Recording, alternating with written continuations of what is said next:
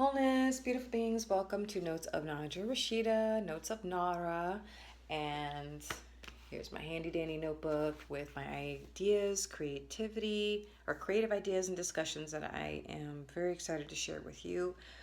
All right, so the topic today is focus. I look to like if looking liking moves. Juliet, Romeo and Juliet, Shakespeare. What does that mean? I look to like if looking liking moves. That's a line from the play Romeo and Juliet where her mother is saying, "Hey, Paris is in town and he's going to be at the ball and you need to, you know, talk to him because we want you to hook up and get married." And Juliet is like, "If it moves me, I will be moved." And I have always loved that quote from that play. Um, what's so cool, actually, a side note, my dad and I have been going to Shakespearean plays. Well, it's like a little thing that we've done throughout my childhood, and recently, when did we go? I think it was in August. We went to see. Oh my god, I forgot. I'm so angry. I have to look for the play, but we went together and it was phenomenal, and I was so happy. Um, because that's like a daddy daughter thing, and so it was really neat. Really, really, really neat. But anyway, because he loves Shakespeare, he loves the arts. My dad has always been supportive of the arts, always been supportive of music and all that. And he's always just been supportive of my music career, as a young little girl and all throughout the years. So I'm very grateful for that. But focus. Focus. Focus. It's so important to focus, right? People, when when you begin to focus on yourself, and when you begin to focus on your path, when you begin to focus on your purpose, when you begin to focus on why the hell are you doing what you're doing, I find that people come out of the woodworks, man. You know what I'm saying? And it says something. It says something, right? And I'm not saying all people who come out of the woodworks is like some kind of huge distraction and they just want your time and energy, but they do though. And that's not a negative thing. I think, if anything, I would say it's a sign that you're on the right path. I would say, you know, but how does that correlate with I look to like if looking liking moves? Um, I mean, I guess in a personal, intimate, emotional, romantic sense, for me, that's kind of where I'm at. Like, I don't, if it moves me, I will be moved and I will move myself towards that, towards that interest. But if I'm not moved enough, and then my focus will stay focused and it will be directed and it will have purpose behind it. Because a lot of the time, I am highly distractible. And look, I am not going to sit here and self diagnose and say, oh, I have ADD, I have ADHD, I have blah, blah, blah, blah, blah. Everybody and their mama now has ADD, ADHD, some kind of attention deficit disorder. Everyone is on medication. I literally,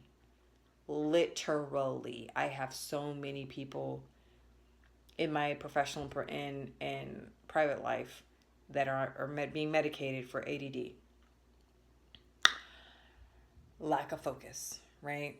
And so for me, I would rather keep my power and say, well, what are certain lifestyle changes that I can improve my focus, especially towards my interests.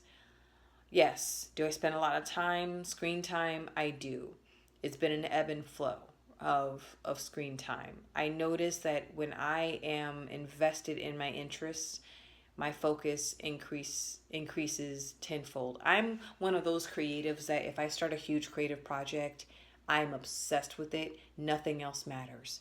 When I lived in Cerrillos, New Mexico, when I started my YouTube channel for my music, and I started teaching myself sound engineering and started producing my own music with GarageBand and started making those music videos, that was my jam. That's all I was literally focused in on.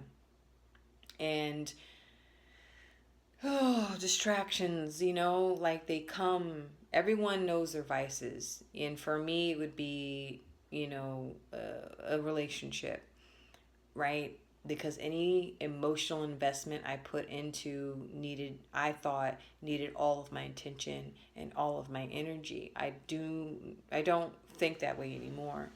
Um, but I'm making this video, I guess, as a way to just maybe vent a little bit. I'm not sure, but or maybe I won't post this video. I'm not quite sure, but um, when you become interested in your energy, others will become interested in your energy too. I notice this, and I think that's what I'm trying to say.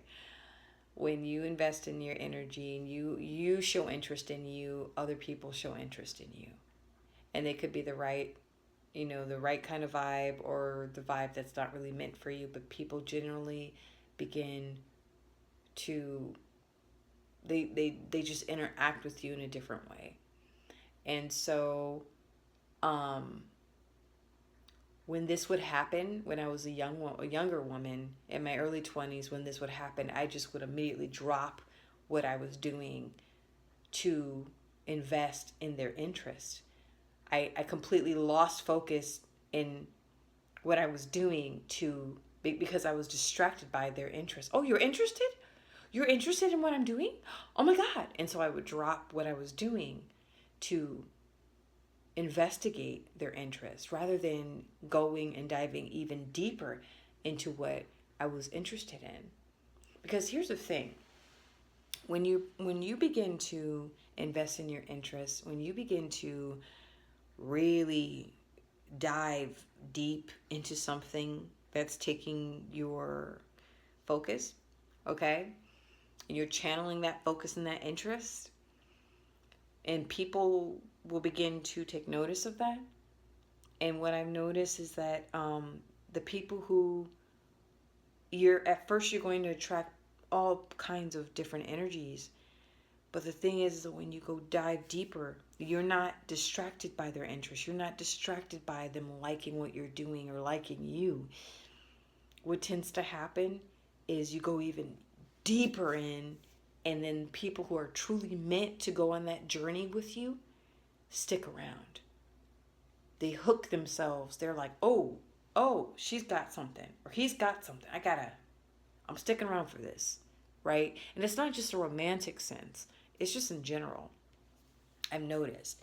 But I also notice it's a weak link for me where in the past, I would just be like, oh, they like me. They really like me. Sorry. I know that's a Sally Field reference when she won the Academy. Anyway, um, or I guess when she won an Oscar. But yeah, I've never really gotten geeked out on being in the spotlight. I was more in love with the art and the craft or whatever I was doing than the attention I got for it. If that makes any sense. Like, truly. Like for me, it'd be easier for me to perform in front of, let's say, 100, 500 people than it would be in front of 5, right? But even still, I was so much more in love with the performance than I was with the adoration I would get after the performance. And so what I'm trying to say is use your passion for whatever you're focused in on as your bug repellent to keep the flies and mosquitoes at bay and attract the bees. Okay? Attract the bees. Bring the bees on in, okay? But keep the fleas and the parasitic insects, the ticks and the flies and keep them away by using your passion to to further deepen that focus in your interests. And I hope that has made sense to you all. Because this is something I'm actively like once here's a thing about myself is like once I lock in on an idea, I'm going in on it. But once I'm distracted, that idea morphs into a completely different existence, or it becomes non-existent or abandoned. And that is a vow that I will take to my grave. I will never be distracted again from my passion, from my interests. It's taken a long time to get to this point because I really, really, and I think this is an internal subconscious desire of my heart coming from a wounded place, wanted, if anything, to just be loved, to just truly be loved and seen and understood.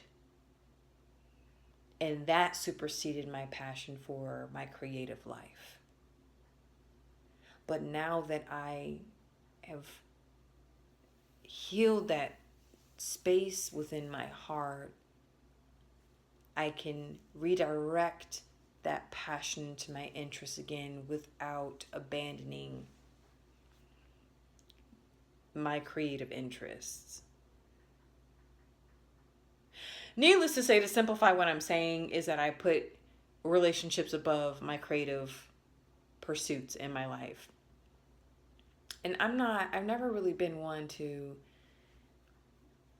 date back to back to back to back to back to back to back to back. I go like long extensions, but the connections I would have with people would be very intense, very involved, to the point where they weren't adding anything to my life. They were taking away, and I wasn't able to discern that. Now I know at 36, but that's just been a weakness, and now I see it, and now I understand it. I can call it out on myself. I don't push blame on ex-lovers. You know what I'm saying? I don't do that. I take full responsibility, right? Because I was just so enamored. Wow, you like me? Oh my gosh, you love what I do? What? Wow. And it's almost like I'm playing an instrument and I just drop the instrument. And I have been known to take when I was a child with my cello, and I don't know why, but it really impressed my cello instructors growing up, because I literally, before I played the instrument before practice, and after practice I would wipe my, because you're supposed to dust off your instrument habitually, dust off my instrument. It was a ritual for me, okay? And if you can imagine a 10-year-old little girl, just wiping down the body of her cello, and making sure everything was pristine, and unwinding my bow and all that. But yeah, it's very, very interesting times indeed, and in a moment in my life. And so now it's like I'm having to rediscover my creative life again. I was on a trajectory. I really was. 2021, I was like, took off. And then it went downhill, where I stopped making music videos. I stopped producing. The energy vortex of my creative life dried up, because all of that was being thrown into a partnership.